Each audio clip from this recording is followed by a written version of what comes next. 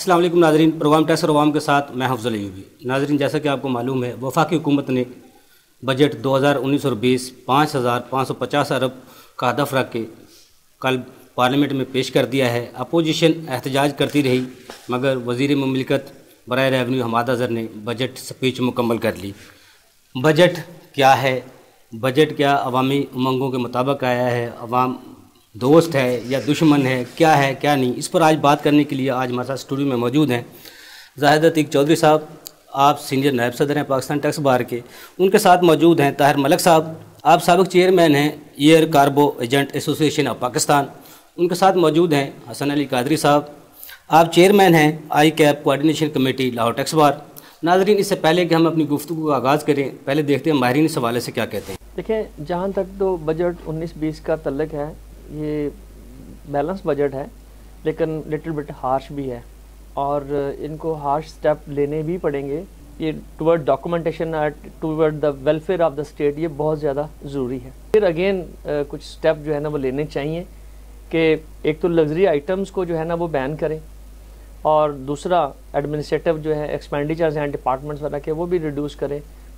और बहुत अच्छी बात है कि फ़ौज ने वॉलंटरली अपने बजट को कर्टेल किया है। मेन हर्डल जो है वो टैक्स कलेक्टर का एटीट्यूड है, उसको सही करने की ज़रूरत है। हमें एक ऐसी पॉलिसी बनानी चाहिए कि टैक्स कलेक्टर का एटीट्यूड सही करें, और इसके लिए एक बहुत अच्छी प्रपोज़ल वो ये है कि हम एक कमेटी बनाएं हर जोन में, हर एरिया में, जिसमें टैक्स पेयर, टैक्स कलेक्टर और टैक्स कंसल्टेंट, 3 बंदों की एक परमानेंट कमेटी हो जो टैक्स कलेक्टर के एटीट्यूड्स को सही रखने में मावनत भी करेगी और इसका अच्छा रिजल्ट भी आएगा। तो कल बजट आया है, इसमें एफबीआर ने अपना 5,550 अरब रुपये का हदफ रखा है। तो इस हदफ को अब इन्होंने अचीव करने के लिए प्राइम मिनिस्टर साहब ने खुद कहा है कि मैं चेयरमैन एफबीआर शब्बर जैदी साहब के साथ मिलकर इस हदफ को अचीव करूँगा। तो मैं ये पूछना चाहता हूँ कि क्या हमारा एफबीआर इतना वीक है कि जो प्राइम मिनिस्टर हैं वो इस हदफ को अचीव करने के लिए इनका साथ देंगे? तो इस एफबीआर के अंदर अगर कोई खामियां हैं, अगर इनको ऐसा कोई डाउट्स हैं, तो इसको अदारे को इम्प्रूव करें। इतना बड़ा एक टारगेट आप लेकर हर साल जो होता है ये हदफ अचीव नहीं करते, जो लोग टैक्स रिटर्न्स दे रहे हैं उन्हीं पर ये सारा बर्डन शिफ्ट कर देते हैं, उन्हीं पर बोझ डालते हैं। तो सारा उन्हीं पर बर्डन शिफ्ट करने की बजाय इनको चाहिए ब्रॉडनिंग ऑफ टैक्स बेस करें, लोगों को टैक्स नेट में लेके आएँ, ऐसी पॉलिसीज़ बनाएं जिससे ज़्यादा लोग टैक्स नेट में आएँ। इसके अलावा इन्होंने जो महंगाई जो है वो सामान से बातें कर रही हैं, तो इस हवाले से मैं समझता हूँ कि बजट अवाम दोस्त नहीं है, अवाम दुश्मन बजट है। एक इन चीज़ को इनको अप्रिशिएट करते हैं जिन्होंने हमारी सजेशन जो बार की तरफ से गई है इनको, कि इन्होंने एक्टिव टैक्स पे लिस्ट का जो एक सिलसिला था वो रोक दिया है। तो ये इनको हम अप्रिशिएट करते हैं कि हमारे प्रोफेशनल्स के लिए भी खुशखबरी है, प्रोफेशनल लॉयर्स के लिए, चार्टर्ड अकाउंटेंट्स के लिए, कि एक फाइलर का जो नॉन फाइलर का सिलसिला था उन्होंने एक अनलिमिटेड कर दिया, जब जो रिटर्न देगा वो फाइलर कंसीडर किया जाएगा। और दूसरा 50 लाख से ज़्यादा का जो पर्सन है वो प्रॉपर्टी खरीद सकता है, नॉन फाइलर भी, ये एक अच्छी चीज़ है। लेकिन इन्होंने एक चीज़ बड़ी ब्लंडर किया है, उनको चाहिए थे कि बजट बनाते हुए खुदारा टैक्स जो कंसल्टेंट्स हैं, जो एडवाइज़र्स हैं और जो चार्टर्ड अकाउंटेंट्स हैं, एडवोकेट्स हैं सीनियर्स जो हमारे बार के, उनको साथ उनकी मुशावरत से बनाएं कि जो खलाएँ हैं इसको दूर करें, इसमें जो है रिव्यू करें, तो आप इसमें अमेंडमेंट करें, इसको मिनिमम ना करें, इसको फाइनल डिस्चार्ज रखें, ऐसे लॉज बनाएं जिसमें लोगों को नुकसान ना हो। अच्छा, जो बजट अभी गवर्नमेंट ने अनाउंस किया है, इसमें बजाय गवर्नमेंट ने कोई मुलाजमीन को और आम तबके को रिलीफ देने के कुछ हार्डशिप्स क्रिएट कर, कभी उसको रिलीफ देना, कभी उससे रिलीफ छीन लेना, ये भी जाती की बात है। तो अगर एक किसी गवर्नमेंट ने किसी पॉइंट पे रख के किसी को रिलीफ दिया है तो उसको कंटिन्यू करना चाहिए था, उसमें कुछ इस्लाहात की जा सकती हैं, लेकिन उसको यकमुश्त ख़त्म कर देना कोई अच्छी बात नहीं। ऐसा मैकेनिज्म होना चाहिए कि सेल्स टैक्स एक जगह ही पे हो जाए, बार बार लोगों से कलेक्ट करना, बार बार उसकी इनवॉइसिंग करना, ये रिटेलर्स के लिए बहुत मुश्किल सा फार्मूला है। इन तजर्बों की निगाह में हमें देखना चाहिए कि जीरो रेटेड सेक्टर सबसे अच्छा था, 5 सेक्टर उसमें आ रहे थे। तो ये बात हमारे लिए काबिल गौर है कि इस पे प्रॉपर एक डिबेट होके फिर इसमें कोई चेंजेस की जाए 1125 में। और कुछ अच्छे इकदाम गवर्नमेंट ने किए हैं कि जिस हवाले से कि 90% से ज़्यादा इनपुट 95% हम ले सकते हैं।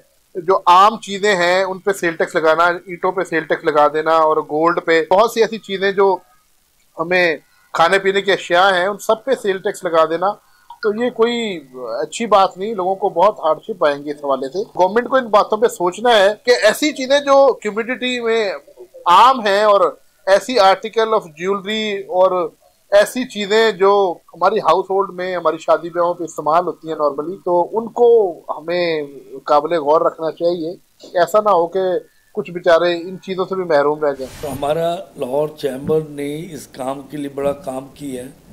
हमने पहली बारी तमाम चैम्बर्स को यहाँ इकट्ठा करके हमने एक बजट बना के पेश किया है, मुल्क की हालात को मद्देनज़र रखते हुए, ताकि हमारी एक्सपोर्ट बढ़े, हमें जो डॉलर की जो कमी है वो पूरी कर सकें एक्सपोर्टर। उसके लिए हमने बाकायदा ये प्रपोज दी है, जो पहले गवर्नमेंट ने ये दी है कि हम गवर्नमेंट को कि जी जो रॉ मटेरियल पाकिस्तान में नहीं बनता उसको ज़ीरो रेटेड भी किया जाए। और दूसरा है कि इंडस्ट्री और कमर्शियल का जो रेट ऑफ टैक्स है वो जो रेट जो है वो बराबर किया जाए, ताकि स्मगलिंग को रोका जाए। और बिज़नेस कम्युनिटी का ये बड़ा है कि बिज़नेस कम्युनिटी जस्ट वांट कि जी एक जगह कोई पॉलिसी तो आए ताकि हम उसको स्टेप करें, क्योंकि यहाँ पे अभी तक कभी हमें एक चीज़ को पाबंद नहीं किया जा रहा। रोज़ कोई ना कभी डॉलर बढ़ जाता है, कभी हमारी गैस बढ़ जाती है, कभी हमारी बिजली बढ़ जाती है, तो इससे कारोबारी जो है ना वो ज़हनी तौर पर बिल्कुल मौफ होकर बैठे। गवर्नमेंट जो है हमारी जो है इस इनकमिंग बजट में जो स्किल डेवलपमेंट पे बजट को ज़्यादा रखे और इनोवेटिव स्किल जो है, जो दुनिया में नई इनोवेशंस हो रही हैं और टेक्नोलॉजी जिस तरह मुल्कों में एडवांस हो गई है, सो ये जो हमारा पोटेंशियल है 60% यूथ वाला, इसको हमें स्किल करना है। हम हर साल 1.5 मिलियन जो है नए ग्रेजुएट अपनी जो है इंजेक्ट कर रहे हैं अपनी सोसाइटी में। तो जब तक इनको स्किल नहीं करेंगे, इनोवेटिव नहीं करेंगे, तो हम अपने टारगेट अचीव नहीं कर सकेंगे। तो हमारे पास ऑलरेडी 400 बिलियन जो है उसके टैक्स पेंडिंग में पड़े हैं। तो आप कैसे आप दोबारा इनसे ये सेल टैक्स लेके आप अपनी बिजनेस कम्युनिटी का जो है लिक्विडिटी का इशू है उसको कैसे टैकल करेंगे? देखें, अगर आप अपने जो है की प्लेयर से ये चाहते हैं कि वो परफॉर्म करें, तो उनको आप लेवल प्लेइंग फील्ड तो मुहैया करें। तो जो आप वो लेवल प्लेइंग फील्ड उनको मुहैया नहीं करेंगे, तो कैसे आप एक्सपेक्ट करेंगे कि हम हमारी इंडस्ट्रियल ग्रोथ बढ़ जाए या हमारी वो जो है ये अपनी एक्सपोर्ट बढ़ जाए। सो हमें ये चीज़ें देखनी पड़ेंगी। और 5 सेक्टर ज़ीरो रेटेड हैं, उनको उसी रजीम में रहने देना चाहिए, ताकि हम ये ना हो कि मज़ीद हमारी एक्सपोर्ट गिर जाए। जी चौ साहब, बजट तो कल वफाकी हुकूमत ने पेश कर दिया है, आप इस बजट को किस तरह देख रहे हैं? थैंक यू यूबी साहब, इम्पॉर्टेंट बात है। एक्चुअली पाकिस्तान की तारीख का ये एक बड़ा अहम बजट है। अहम बजट इसलिए हासिल है कि गवर्नमेंट ने जो इस बजट का हुजम रखा है जी वो पाकिस्तान की तारीख में सबसे बड़ा हुजम है। और हुजम के अंदर जो अखराजात हैं वो अखराजात बहुत ज़्यादा हैं। उन अखराजात को पूरा करने के लिए गवर्नमेंट का सारा इन्हासार टैक्सेस पे है। और इस वक्त जो टैक्सेस का टारगेट फिक्स किया गया है 5,555 अरब रुपए, वो तकरीबन साल 18-19 के बजट से 40% के करीब ज़्यादा है। जी। तो बुनियादी तौर पे एक मुश्किल बजट है। और इस बजट में जो रवायती तरीकाकार था कि इनडायरेक्ट टैक्सेस से टैक्स इकट्ठा किया जाए, वो किया गया है। और जो अशरफिया के लिए हमारा ख्याल था कि मौजूदा गवर्नमेंट जो है वो कोई नए ऐसे कवानीन इंट्रोड्यूस कराएगी जिससे कि वो लोग जो टैक्स नेट से बाहर हैं उनको लाने के लिए कोई स्पेशल इनिशिएटिव किए जाएंगे। ऐसी कोई खास बात नज़र नहीं आई। गवर्नमेंट का इन्हासार ज़्यादातर जो है वो इनडायरेक्ट टैक्सेस पे है। जो सैलरी क्लास थी और जो छोटे ताजर हैं उनको जो मराद साहब का हुकूमत ने दी थी वो भी विड्रा कर ली गई हैं। इसी तरह से 300 अरब रुपए के करीब जो खाने पीने की शाय खुर्दो नोश की चीज़ें हैं, जिस तरह दूध है, क्रीम है और चिकन की आइटमें हैं, और इसी तरह से जो है उनसे चीनी पे टैक्सेस लगाए गए हैं। और ये जो मैंने पहले शेयर आपको बताई हैं, इनसे जो टैक्सेस का तस्ना था वो वापस ले लिया गया है। अब टैक्सेस की मरात वापस ले ली जाए, टैक्सेस की छूट वापस ले ली जाए या नए टैक्सेस लगाए जाएं, अल्टीमेटली इसका जो सारा बोझ है वो अवाम पे आता है। हम एक्सपेक्ट कर रहे थे कि ये वाली गवर्नमेंट जो है वो इनडायरेक्ट टैक्सेस की बजाय डायरेक्ट टैक्सेस पे ज्यादा इंसार करेगी। और प्राइम मिनिस्टर साहब ने जिस तरह अपना विजन दिया कि मैं ईज ऑफ डूइंग बिजनेस करूंगा, नंबर ऑफ टैक्सेस कम करूंगा और इस तरह से जो टैक्सेस की शरह उसको भी कम करूंगा, उस किस्म की कोई चीज इस बजट में नजर नहीं आई। गवर्नमेंट ने अपनी मजबूरी बताई कि हमारी मजबूरी है, अगर इतने टैक्सेस आएंगे तो मुल्क चलेगा। यूबी साहब, गवर्नमेंट की आमदन के दो जराए होते हैं, एक तो टैक्स आमदन है, एक नॉन टैक्स आमदन है, और इसके साथ साथ गवर्नमेंट जो है वो बैनुल अक़वामी इमदाद और कर्ज़ों पे भी अपने खसारे को पूरा करती है। मौजूदा गवर्नमेंट ने एक टैक्स का बहुत बड़ा रेवेन्यू का टारगेट फिक्स करके कौम को, अवाम को और कारोबारी हजरात को घबराहट में मुब्तला कर दिया है। जी जी, ये एक गैर यकीनी सी सूरत हाल है।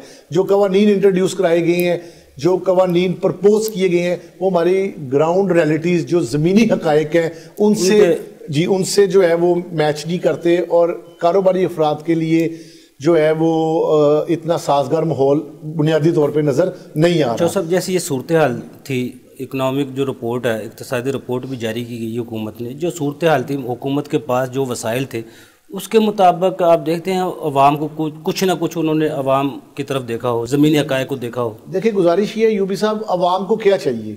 अवाम की जो एक्सपेक्टेशन किसी गवर्नमेंट से होती है कि महंगाई ना हो। जी जी, ऐसा बजट जिसमें महंगाई ना हो, ऐसा बजट जिसमें कोई रोजगार का मौके मिल जाए, कोई ऐसा बजट जिसमें हेल्थ की सूरत हाल बेहतर नजर आए, कोई सेहत से मुतल्लक नजर आए, और कोई इकोनॉमिक एक्टिविटी होती नजर आए जिसके जरिए से आपको कोई रोजगार या कोई मामला मिल सके। बुनियादी तौर पे कल की तकरीर में और इसके बाद जो बजट दस्तावेज आई है उसका मुताला करने के बाद as a student of taxation या इकोनॉमिक्स मैं इस बात को समझने से कासिर हूं कि इस बजट के इतने टैक्सेस के साथ और इतने टैक्सेस के हुजम के साथ आप इकोनॉमिक एक्टिविटी किस तरह से एक्सपेक्ट करते हैं? जी जी, छोटे ताजरों को बिल्कुल से जो है इग्नोर किया गया है। जो टैक्स बार की तजावीज़ थी, जो चैम्बर्स की, फेडरेशन की और इसी तरह से ताजर नुमाइंदों की जो सिफारिशात थी, बिल्कुल रद्दी की टोकरी में चली गई है। और जो हम चाह रहे थे कि आप एरिया आइडेंटिफाई करें, खास मोहतरम चेयरमैन साहब जब तशरीफ लाए, शब्बर जैदी साहब, तो ये तो चूंकि प्रोफेशनल आदमी है और ये प्राइवेट सेक्टर के आदमी है और इनकी जिम्मेदारी बहुत ज़्यादा थी और इनको वक्त भी मिला स्टेक होल्डर से इंटरेक्शन करने का, तैयारी करने का। हम ये चाह रहे थे कि इनकी नज़र में है कि कौन कौन से एरियाज ऐसे हैं जहाँ पे पोटेंशियल है मगर टैक्स पोटेंशियल के मुताबिक नहीं आ रहा, वो रास्ता इख्तियार नहीं किया गया। जो अब मुआशी टीम हमारे प्राइम मिनिस्टर साहब ने लगाई है, असद उमर साहब की टीम थी, उन्होंने पीछे एक दो बजट भी पेश किए, मिनी बजट भी किया, सलाती पैकेज भी पेश किया। इस बजट में, उन बजटों में असद उमर साहब की टीम की और इस मुआशी टीम की अगर मुआवजा किया जाए तो कौन सा टीम जो बेहतर थी काम? इस बजट को किसी तौर पे भी बेहतर नहीं कहा जा सकता, ना ही इसके बारे में कोई ऐसी मुस्बत राय दी जा सकती है। बुनियादी तौर पे ये बजट ज़रूरत को पूरा करने का बजट है। जी जी, IMF की कुछ शराइत थी। जी जी, देखिए, जो भी इंटरनेशनल डोनर या एजेंसी आपको कर्ज देती है वो सबसे पहले ये देखती है आपने उसके कर्ज को वापस कहां से करना है। जी जी, आपके ऊपर तो साबका देखें, ये जितना बजट है 3000 के करीब 3000 अरब जी जी आपने सूद की अदायगी और कर्जों की किस्तों की वापसी के लिए रखा है, और इसी तरह से 1120 अरब रखा है। जी जी, 3-4 हेड ऐसे हैं, सरकारी मुलाजमीन की तनख्वाहें, इनसे आपका बजट टैक्स का खत्म हो जाता है। जी जी, टैक्स का इतना बजट रखना गवर्नमेंट की मजबूरी है, लेकिन इस गैर यकीनी हदफ को हासिल करना जी जी ख्वाहिश हो सकती है, मुमकिन नहीं लगता। बिल्कुल, लिहाजा हमें जाना पड़ेगा दोबारा कर्जा लेने की तरफ। गवर्नमेंट को चाहिए था कि एकदम से इतना ज्यादा टैक्सों पर इन्हिसार करने की बजाय जी जी आप ये, अगर आपने बिल्कुल कर्ज नहीं लेना या आप चाह रहे हैं कि जी कर्ज हम पीछे से कम लें, तो लेकिन एकदम से ये सारा टैक्सों पे नसार नहीं आ सकता। आपको टैक्स को ग्रेजुअली इंक्रीज करना है और साथ साथ कुछ कुछ कर्जाजात को लेके इस मुल्क की इकोनॉमी को चलाना है। जिस तरह शब्बर ज़ैदी साहब, हमारे चेयरमैन साहब कह रहे थे छोटे दुकानदारों में छोटे शटर पे हम टैक्स फिक्स करेंगे, वो ऐसी कोई चीज नजर नहीं आई। सिर्फ ईंटों के भट्टों के ऊपर फिक्स टैक्स रजीम इंट्रोड्यूस कराई गई है छोटे ताजरों को। देखिए, सरमायाकारी तब होती है यूबी साहब जब एक दोस्ताना माहौल होता है। जी जी, आप सरमायाकारी तब ममालिक में आती है जब बिजनेसमैन को आप पीस ऑफ माइंड देते हैं। बिजनेसमैन को तो आपने बता दिया कि 5555 के टैक्सेस हैं और इस टैक्सेस को इकट्ठा करने के लिए यकीनी तौर पे FBR को इख्तियारात मिल जाएंगे। आपकी नजर में ये IMF की जो डायरेक्शन थी उसके मुताबिक ये बजट पेश किया गया? IMF की डायरेक्शन ही, IMF के जो रिक्वायर्ड प्लान था उसके मुताबिक मुल्क की जरूरियात को, हकायक को और हमारी ज़रूरत को, जो मुआशी ज़रूरत है उनको और मुआशी एक्टिविटी के लिए जो ज़रूरियात है उनको मद्देनजर, उनको पस नज़र रखते हुए IMF के जो इंस्ट्रक्शंस थे उनको लगाना हमारी मजबूरी थी और हमने वो लगाए। ताहिर मलिक साहब, चौधरी साहब ने बड़ी तफसील से बजट की डेफिनेशन की है। आप कह सकते हैं, आप तो काफ़ी अरसे से इस लाइन में ताजरों की नुमाइंदगी कर रहे हैं। साबका हुकूमतों के बजट आपने देखे, ये हुकूमत का पहला बजट था उसकी मुआशी टीम का ये इम्तिहान था। आप किस तरह इम्तिहान को देख रहे हैं, उस इम्तिहान में कहाँ तक कामयाब हुए? बहुत शुक्रिया यूबी साहब। बिस्मिल्लाहिर्रहमानिर्रहीम। अभी जैसे उन्होंने फरमाया, एक्चुअली सिचुएशन ये है, एक जो सबसे बड़ी हर हुकूमत में ये हुआ है, एक बड़ी मजाक खेज बात की जाती है, इसके बजाय एक डायरेक्ट लतीफ़ा सुना दिया करें, वो ज़्यादा बेहतर होगा। कि कहा जाता है कि जी ये गरीब अवाम दोस्त बजट होगा। जी मुझे बताइए कि इससे बड़ा कोई गरीब अवाम दोस्त क्या होगा? मजाक खेज स्टेटमेंट हो सकती है? जी कैसे नहीं गरीब इफेक्ट होगा।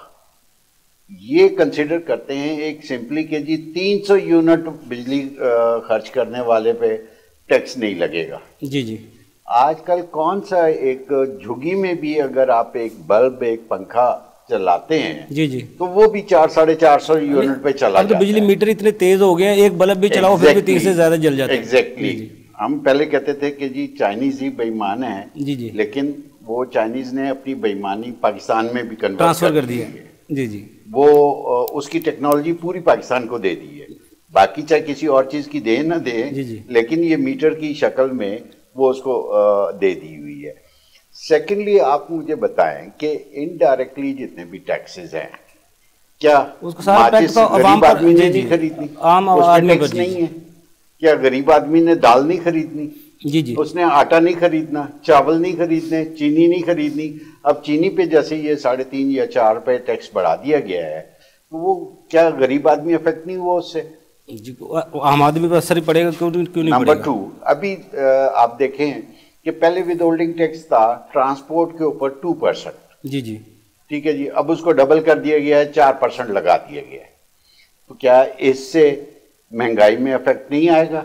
गरीब आदमी ने भी वही चीजें लेनी है, उसी ट्रक पे सारों ने, अमीर ने भी लेनी है, गरीब ने भी लेनी है।